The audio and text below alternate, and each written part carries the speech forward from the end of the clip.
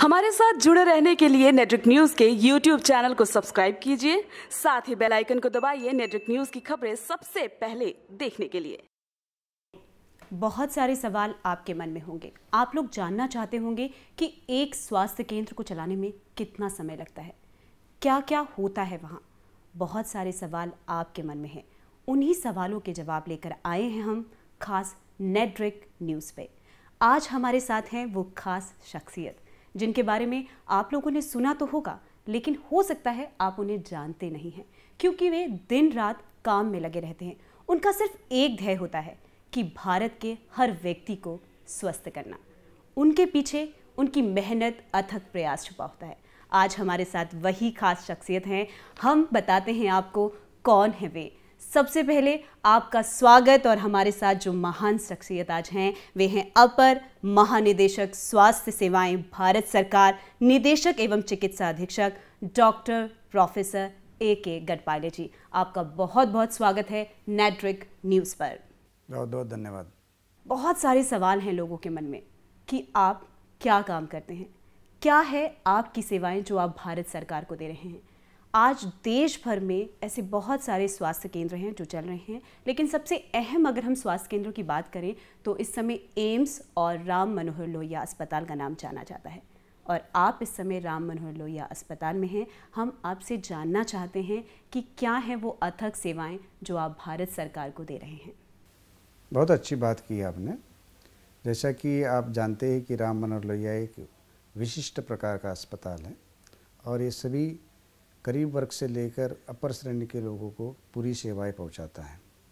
राम मनोहर लोहिया के अस्पताल में पुराने अस्पताल होने की वजह से सभी सुविधाएं यहाँ उपलब्ध हैं। हमारा अस्पताल रोगी के साथ में बहुत अच्छी तरह से बर्ताव करता है, जिसको हम बोलते हैं पेशेंट्स फ्रेंडली है। तो पेशेंट्स फ्रेंडली होने की वजह से काफ़ी हद से लोग यहाँ पर पहुँचते हैं।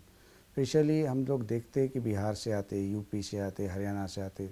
जो हमारा ड्रेनेज एरिया है, जो ड्रेनेज एरिया ज़्यादा से ज़्यादा बिहार, यूपी और हरियाणा है। दिल्ली के लोग हैं, दिल्ली के लोग तो आते ही हैं, क्योंकि दिल्ली में काफ़ी अस्पताल होने की वजह से वो तरह तरह के अस्पताल, जैसे कि भी एम्स है, लेडी हार्डिंग है, सफदरजंग है, बाबा साहेब अम्बेडकर अस्पताल है, लोकमान्य जयप्रकाश नारायण अस्पताल है, उसमें चले जाते। लेकिन जो बाहर के लोग हैं राम मनोहर लोहिया अस्पताल में सबसे ज़्यादा आते हैं। लेकिन अगर हम पूरे भारत का एक बड़ा मापदंड देखें तो कई ऐसे लोग हैं जो राम मनोहर लोहिया अस्पताल में पहुंचते हैं, लेकिन कई लोग कहते हैं कि अप्रोच के माध्यम से ही सरकारी अस्पताल में सुविधाएं मिलती हैं।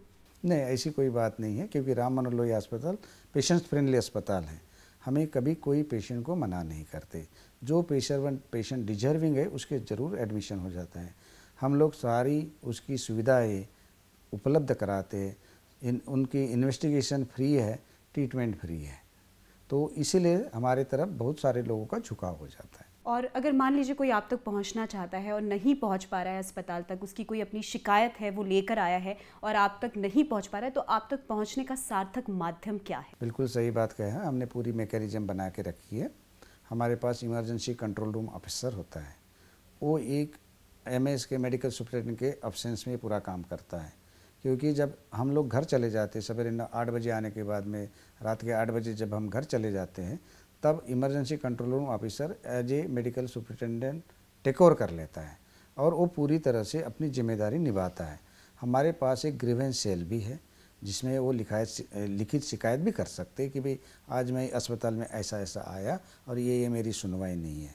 फिर हम लोग पेशेंट का सेटिस्फैक्शन भी लेते। जो मेरा अस्पताल का डिजिटलाइजेशन है, जो भी अपना मोबाइल फ़ोन से उस पर हमारा फीडबैक करेगा कि आज मैं यहाँ मुझे सुविधा अच्छी नहीं लगी, आज मैं यहाँ सुविधा अच्छी लगी, तो हमारे पास सेटिस्फैक्शन रेट 80% है। तो जो हमें नेटवर्क न्यूज़ पे इस समय देख रहे हैं, हम उनसे कहना चाहते हैं कि आपकी हर शिकायत का निवारण होगा राम मनोहर लोहिया अस्पताल में, क्योंकि अभी A.K. गढ़पाले जी ने बोला है कि सारी सुविधाएं आपको मिलेंगी। लेकिन अगर आपको लगता है कि कहीं ना कहीं आपको वो सुविधाएं नहीं मिल रही हैं, तो आप एक बहुत प्रॉपर चैनल के थ्रू आराम से आप तक पहुंच सकते हैं। बिल्कुल, वेबसाइट पे, मिनिस्ट्री ऑफ हेल्थ के वेबसाइट पे मेरा अस्पताल एक माध्यम बनाए, ये एप्लीकेशन से आप एप्लीकेशन पे अपनी पूरी शिकायत लोड कर सकते हैं और उसका हम निवारण करते हैं।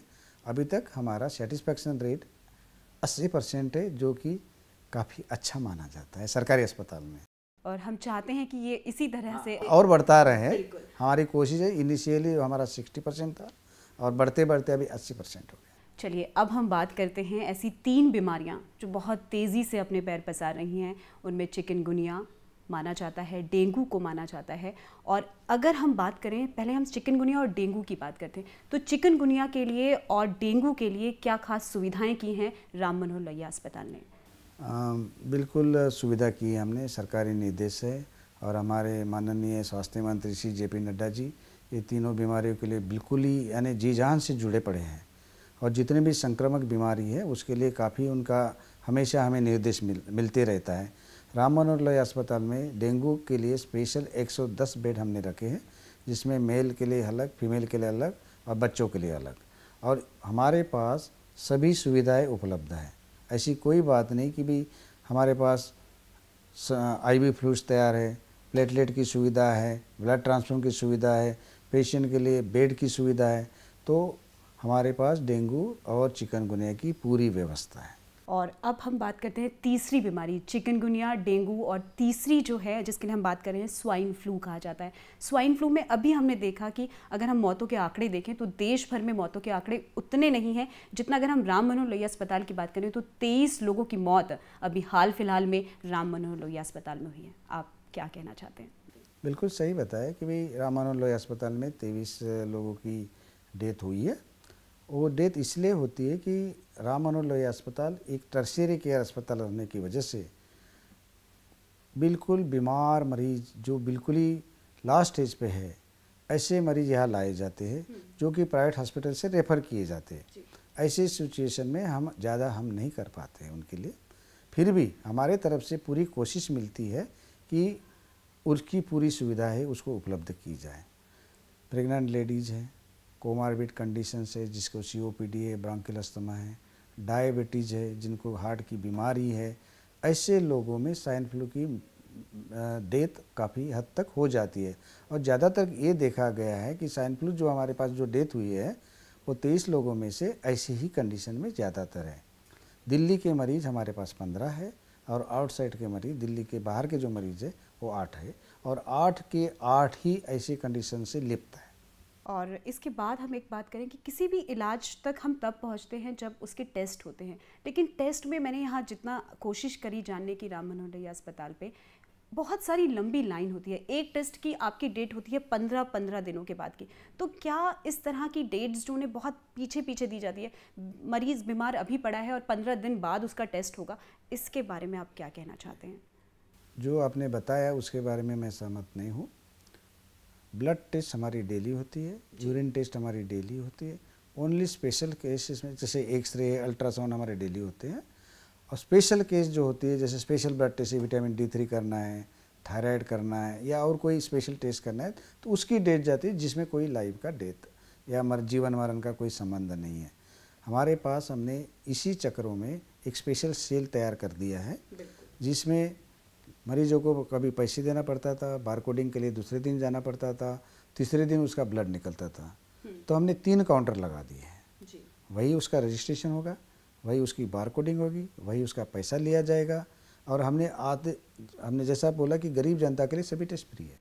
देखिए, एक बहुत बड़ी बात जो आज यहाँ पर हमें बताई गई है महानिदेशक द्वारा कि अगर आपके मन में भी ये भ्रम है जो मेरे मन में था कि बहुत सारे टेस्ट होते हैं जिनमें आपको लंबी कतारों में खड़ा होना पड़ता है और जब आपका नंबर आता है तो आपको पता लगता है कि इसमें बहुत सारे दिनों बाद आपका नंबर आएगा। ये बात आज पूरी तरह से गलत साबित करी है आपने। अगर आप चाहते हैं आपके टेस्ट यहाँ आसानी से हों, अगर आपको कहीं पर भी कोई भी असुविधा हो रही है तो आप डिजिटल माध्यम का प्रयोग कर आसानी से महानिदेशक तक अपनी शिकायत दर्ज करा सकते हैं। और अब हम बढ़ते हैं आगे सवाल की तरफ को।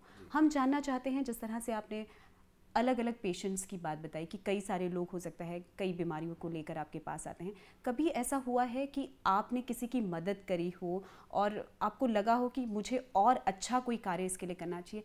आत्मसम्मान एक ठेस होते हैं कि इंसान को थोड़ा सा लगता है कि हाँ कुछ मैं इसके लिए और अच्छा कर सकता था। कोई ऐसी वार्ता जो आप हमसे शेयर करना चाहते हैं? हमारे पास हमेशा हम लोग कोई भी मरीज़ को रिसीव करने के लिए तत्पर रहते हैं। जैसा मैंने बोला कि डिजर्विंग पेशेंट, स्टार्टिंग में ही मैंने बोला था कि जो डिजर्विंग पेशेंट है उसका कभी हमारे यहाँ भर्ती का मना नहीं किया जाएगा, कभी नहीं। चाहे हमारे पास कितने भी बेड रहे न रहे, हम लोग उसको ज़रूर एडमिट करते हैं। जहाँ तक सवाल होता है कि भाई जैसे कि डिजास्टर्स हो जाते हैं, जैसे कि लास्ट समय में हमारे पास हुआ था, दिल्ली हाई कोर्ट में बम फूटा था और उसमें इतने मरीज आए, कोई लिमिट नहीं। उन सभी मरीजों का हमने बड़ा सुखरूप और सुरक्षित प्रकार से इलाज किया है। हमारे पास एक डिजास्टर मैनेजमेंट टीम होती है और टीम को हम रेगुलर प्रशिक्षण देते रहते हैं। हमारे पास डिजास्टर वार्ड है और एक राम और लोहिया अस्पताल एक ऐसा अस्पताल है जिसको दवा डॉक्टरों को और हमारे नर्सों को बुलाने की ज़रूरत नहीं है। जब भी वो टीवी में न्यूज़ देखते अपने आप चले आते। एक हमारी एक परिवार है। मैं बताता हूँ, मुझे गर्व है ये कि मैं चिकित्सा अधीक्षक होने का गर्व है मुझे राम मनोहर लोहिया का अस्पताल का, क्योंकि अपने आप मेरे डॉक्टर्स, मेरी नर्सेस, मेरे वार्ड बॉय अपने आप आते जब ऐसा डिजास्टर होता है। तो हमने दिल्ली हाई कोर्ट का जो डिजास्टर था इतने अच्छे से हैंडल कर दिया कि बिल्कुल ही बढ़िया। उसको हमारी भारत सरकार ने उसकी स्तुति भी की है इस बारे में। फिर हमने जो अभी नेपाल में डिजास्टर हुआ था, नेपाल में हमने अपने लोग भेजे हैं और उसके लिए हमने हमारे एम्प्लॉयज़ ने एक एक दिन का पगार डोनेट किया है, एक दिन का पगार, और उसका हमने चेक हमारे स्वास्थ्य मंत्री जी को दिया है। और उन्होंने ये हमारा सभी कर्मचारियों का, हमारे परिवार का ये प्रयास बड़े अच्छे से उन्होंने एक्सेप्ट किया है उस, और बड़ा सराहना की है। और हम भी नेटवर्क न्यूज़ पर आज बहुत सारी ढेर सारी बधाइयाँ आपको देना चाहते हैं कि आप हर क्षेत्र में बहुत तेज़ी से और बहुत अच्छा कार्य कर रहे हैं। लेकिन मरीजों की अगर हेल्थ को लेकर हम हॉस्पिटल्स की क्या पॉलिसी है, क्योंकि हर व्यक्ति ये जानना चाहता है कि क्या हमारे लिए क्या पॉलिसीज़ हैं, तो उनके लिए आप लोगों तक कैसे पहुँचते हैं? हॉस्पिटल में बहुत सारी पॉलिसीज होती है। एक तो एडमिशन पॉलिसी होती है, ओपीडी पॉलिसी है, डिस्चार्ज पॉलिसी है, परचेज पॉलिसीज होती है, देन बायोमेडिकल वेस्ट पॉलिसीज होती है, इन्फेक्शन कंट्रोल पॉलिसी, बहुत सारी पॉलिसीज है हॉस्पिटल में। और तरह तरह के हमारे पास उसकी कमिटीज़ बनी हैं। इस कमेटी अपने तरफ से सुचारू रूप से उसका काम करती है। मंथली उसकी मीटिंग होती है और रिपोर्ट हमें एज ए मेडिकल सुपरिटेंडेंट हमारे पास आती है। उसके ऊपर हम गौर करते हैं और जो भी सुधारना करते हैं, क्योंकि हर कोई आदमी परफेक्ट नहीं होता, सुधारने की हमेशा गुंजाइश होती है। हम ये मानते हैं कि हमने पूरा नहीं किया है और हमें करने की स्कोप है, और इसी हिसाब से हम चलते रहते हैं। अब हम बात करते हैं निःशुल्क दवाइयों की। लेकिन अभी हमारे स्वास्थ्य मंत्री जगत प्रकाश नड्डा जी की बात करें तो कुछ ही दिनों पहले ये उन्होंने घोषणा की थी कि जेनरिक दवाएं अब हर जगह पे मुफ्त मिलेंगी। लेकिन कहीं ना कहीं हर व्यक्ति के मन में ये भ्रम ज़रूर है कि जेनरिक दवाएं आखिर होती क्या हैं। जेनरिक दवाई के बारे में जो लोगों के बारे में भ्रम है वो मैं निकालना चाहूँगा आपके माध्यम से। जेनरिक दवाई एक परफेक्ट दवाई है, ये नहीं बोलना चाहिए कि सब स्टैंडर्ड है, क्योंकि drug controller general of India यानी स्टेट के ड्रग कंट्रोलर उसको लाइसेंस देते हैं, उसके प्रमाण देखते हैं, उसकी गुणवत्ता देखते तभी तो लाइसेंस देते। उस दवाई को हम बोले कि बेकार दवाई है और हम लोग स्टैंडर्डाइज दवाई जैसे कि भी मार्केट के में कोई कंपनी की दवाई लेंगे, एक ब्रांड कंपनी की दवाई लेंगे, तो ये अच्छी बात नहीं है। आम लोगों में ये जो धारणा पैदाइश की है कि जेनरिक दवाई खराब होती है, ये गलत धारणा है। भारत सरकार ने गरीब लोगों को अच्छी क्वालिटी मेडिसिन पहुंचाने के लिए ये अथक प्रयास किया है। जन औषधि उन्होंने एक सिस्टम तैयार कर ली है। हमारे पास अमृत हमारा सिस्टम है, that is affordable medicine and reliable implant system, वो हमने यहाँ चालू कर दिया। और लोगों को जो इम्प्लांट्स बड़े महंगे मिलते थे, सस्ते में मिल रहे हैं। भारत सरकार ने स्टेंट की प्राइस फिक्स कर दी। भारत सरकार ने अपने नी रिप्लेसमेंट और जितने भी रिप्लेसमेंट्स होते नी आर्थोपेडिक में उसकी प्राइस फिक्स कर दी। इससे और गरीब लोगों को क्या हम दे सकते, सुविधा दे सकते हैं। लेकिन यहाँ पर हम ये पूछना चाहेंगे आपसे कि कई ऐसी बार जो डॉक्टर्स हैं वो ऐसी दवाइयाँ लिख देते हैं जो उन्हें यहाँ पर नहीं मिल पाती, उन्हें बाहर शुल्क देकर उन दवाइयों को खरीदना पड़ता है। ऐसी दवाइयों के बारे में आप क्या कहना चाहेंगे? जहाँ तक मेरा विचार है और मेरा मन है कि जो हम लोग पेशेंट को एडमिट करते मीन्स भर्ती करते, उनके लिए हमारे पास निःशुल्क सभी दवाइयाँ मिल जाएगी। जो ओपीडी पेशेंट पे आते हैं और जो डॉक्टर समझता है कि ये दवाइयाँ हमारे पास ज़रूरी है जो कि हमारे अस्पताल में नहीं है, तो उनको जेनरिक दुकान से ख़रीदना चाहिए। जो हमारे पास अमृत एक हमने दवाई का दुकान खोला है, जो भारत सरकार का दुकान है, उससे बाहर जाएगा, समझो उसकी 50 रुपये क्रॉस है, तो हो सकता है उसको 10 रुपये में ये दवाई मिल जाएगी। लेकिन कितने केंद्र हैं ऐसे, अगर हम बात करें दिल्ली में, ऐसे कितने केंद्र हैं हमारे? दिल्ली में अमृत में, राम मनोहर लोहिया अस्पताल में, लेडी हार्डिंग में, सफदरजंग में, एम्स में, चारों सरकारी अस्पताल में ये खुले हैं, और बाकी और खुलने की प्रक्रिया जारी है। तो कितने, हम कितना माने कि जिस तरह से आपने कहा अभी 4, और भारत की आबादी में हम नहीं और जगह है, मैं दिल्ली के सेंट्रल गवर्नमेंट अस्पताल की बात कर रहा हूँ, तो हमारे अस्पताल में है ये, और काफ़ी आप देखेंगे तो लोग इतने खुश हैं, लंबी लाइन लगा लगा के दवाइयाँ ले रहे हैं, और उसी को पेशेंट की तकलीफ देखते हुए हमने एक नया जन औषधि यहाँ खोल रहे हैं, अभी बहुत ही जल्दी विदिन ए 1 मंथ खुल जाएगा, और एक हम नया दुकान दे रहे हैं ताकि लोगों की परेशानियां कम हो और सस्ती और अच्छी दवाई उनको मिले। देखिए, आज हमने एक छोटी सी जो मुहिम करी है उसमें हम लगता है हम कई रूप में सार्थक हो रहे हैं, क्योंकि जिस तरह से अमृत करके जो स्वास्थ्य केंद्र खोले जा रहे हैं जहां आपको बहुत सस्ते दामों पर दवाइयां उपलब्ध होती हैं, कृपया आप भी इन केंद्रों में ज़रूर जाएं और उन दवाई केंद्रों में अपनी मुताबिक जो भी आपको दी जाती है उन दवाइयों का प्रयोग ज़रूर करें, क्योंकि ये बहुत कम और शुल्क में आपको दी जाती हैं। इसके बाद हम जानना चाहते हैं आपके कि कई बार ऐसे मरीज़ आपके पास आते होंगे कि हमारी ये प्रॉब्लम्स हैं, तो क्या हाल फिलहाल कोई एक ऐसे मरीज़ की प्रॉब्लम अपने के माध्यम से, इलेक्ट्रॉनिक माध्यम के रूप से सॉल्व करी है? बिल्कुल सॉल्व करते हैं हम लोग। जैसे ये पोर्टल पे है हमारा, पोर्टल पे ये लोग अपनी शिकायत डालते हैं कि मैं यहाँ आ गया, ये डॉक्टर ने मुझे बराबर अटेंड नहीं किया, दवाई नहीं दी, तो हम उसको बोलते हैं कि आप नेक्स्ट डे आ जाइएगा, हम आपकी पूरी सुविधा कराएं। मीनवाइल जिस डॉक्टर का नाम वो लिखते, उस डॉक्टर को हम बुलाते हैं, उसको सुझाव देते कि भाई जो आपने देखा है ये सही ढंग से देखा या नहीं देखा, फिर उन डॉक्टर से मुलाकात भी करवा देते हैं। तो हम लोग क्या करते, फेस टू फेस एंड कागज़ टू कागज़ दोनों काम करते हैं। यानी कागज भी बचा रहे हैं और माध्यम से बहुत सारी समस्याओं का निदान भी कर रहे हैं। और अब सबसे अहम सवाल, माननीय प्रधानमंत्री श्री नरेंद्र मोदी ने एक बहुत बड़ा जन अभियान शुरू किया है जिसका नाम है स्वच्छता अभियान, और माननीय राष्ट्रपति श्री रामनाथ कोविंद जी ने अभी उत्तर प्रदेश से इसकी शुरुआत की है, आज से सिर्फ कुछ ही दिन पहले, और ये मानना है कि 2 अक्टूबर को बड़े पैमाने पर यह दिवस मनाया जाएगा, स्वच्छता अभियान। तो राम मनोहर लोहिया अस्पताल किस तरह से स्वच्छता अभियान की तैयारी कर रहा है और क्या खास किया गया है? जैसा कि आपको पता ही है, राम मनोहर लोहिया अस्पताल स्वच्छता में सबसे अग्रसर है। आप इस अस्पताल में घूमिए, आपको जो मरीजों का स्मेल और दवाई का जो गंध आने वाली जो हर अस्पताल में मिलती, इस अस्पताल में कभी नहीं मिलेगी, ये मेरा गारंटी है। दूसरी बात, हम हमेशा स्वच्छता में अग्रसर, जैसा मैंने बताया, और इस जो हमारा पखवाड़ा है वो 15 सितंबर से चालू हो गया, कल से, आज 16 सितंबर है, और ये 2 अक्टूबर तक चलेगा। इसमें हमने हर दिन के नए नए कार्यक्रम प्रोजेक्ट किए हैं, जैसा कि oath, then marathon run, then drainage cleaning, जन जागरूकता, और अपने अपने वार्डों की, अपने अपने जगह की जहाँ हम बैठते उसकी स्वच्छता। उसके बाद में हमने स्कूलों में जाएंगे, बच्चों को स्वच्छता के बारे में बताएंगे। उसके बाद में एनडीएमसी से रिएक्ट करेंगे, पीडब्ल्यूडी के साथ रिएक्ट करेंगे, और हेल्थ डिपार्टमेंट एनडीएमसी के साथ रिएक्ट करके इसको और कैसे अच्छा करे, इसके बारे में हम सोचेंगे। हमने ये जो स्वास्थ्य अभियान जो रखा है, स्वच्छता मिशन भारत सरकार का, इसको हम अपने तरफ से ही लिमिटेड नहीं रखे, थोड़ा सा इस बाउंड्री के आगे जाके करने की सोची है। इसलिए हमारे लिए ये पखवाड़ा बहुत बहुत महत्वपूर्ण है। ये पखवाड़ा राम मनोहर लोहिया अस्पताल के लिए तो बहुत ही अहम है, लेकिन भारत सरकार के हर देश के व्यक्ति को ये मुहिम लेनी चाहिए, आगे बढ़ानी चाहिए कि स्वच्छता अभियान हम सबका अभियान है। स्वच्छता अभियान की जो शुरुआत राम मनोहर लोहिया अस्पताल से हुई है, हम चाहते हैं भारत का प्रत्येक नागरिक इस मुहिम में अपना योगदान जरूर दें।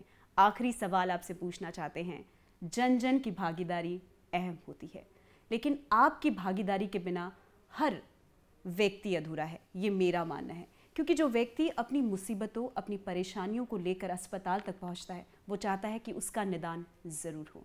आप क्या कहना चाहते हैं भारत की जनता से कि राम मनोहर लोहिया अस्पताल हमेशा उनके साथ है और हमेशा उनकी हर परेशानी को दूर करने में सबसे अहम भूमिका निभा रहा है। आपने बिल्कुल सही कहा। जैसा कि 3 लेवल पे ये काम होता है, एक तो इंडिविजुअल्स में स्वयं, दूसरा कम्युनिटी और तीसरा सरकार। जब तक ये 3 लोग नहीं मिलते हैं कोई काम पूरा नहीं होता। इसलिए अपना योगदान खुद का होना चाहिए, कम्युनिटी को इन्वॉल्व करना चाहिए, क्योंकि जो भी आप प्रोग्राम कर रहे हैं जब तक कम्युनिटी पार्टिसिपेशन नहीं है कभी प्रोग्राम सक्सेसफुल नहीं होगा। और साथ में भारत सरकार का, जो भी सरकार है उसका योगदान तो रहता ही रहता है, गाइडेंस रहता है। तो ये स्वस्थ भारत मिशन कोई सिर्फ सरकार का ही प्रोग्राम नहीं है, ये हम सबका है। जब हम स्वस्थ रहेंगे, स्वच्छ रहेंगे, तभी हम देश को आगे बढ़ाएंगे, हमारी बीमारियां कम हो जाएगी, हमारा हेल्थ एक्सपेंडिचर कम होगा। जब हम स्वस्थ रहेंगे तो हमारी प्रोडक्टिविटी बढ़ेगी, बहुत अच्छा काम करेंगे, बहुत मेहनत करेंगे, बहुत पैसा कमाएंगे। तो मैं ये चाहता हूँ कि स्वस्थ रहने के लिए स्वच्छता बहुत ज़रूरी है। और इसी के साथ आज हम अपने कार्यक्रम को यहीं पर विराम देते हैं, लेकिन हम कोशिश करेंगे कि इस तरह की खास शख्सियत जो आपको एक अच्छा इंसान तो बनाएंगे ही, लेकिन हमेशा स्वच्छ रहकर आपको एक बेहतर इंसान बनाने में भी मदद करेगी। खास बातचीत के लिए नेटवर्क न्यूज़ के साथ बहुत बहुत शुक्रिया। नमस्कार।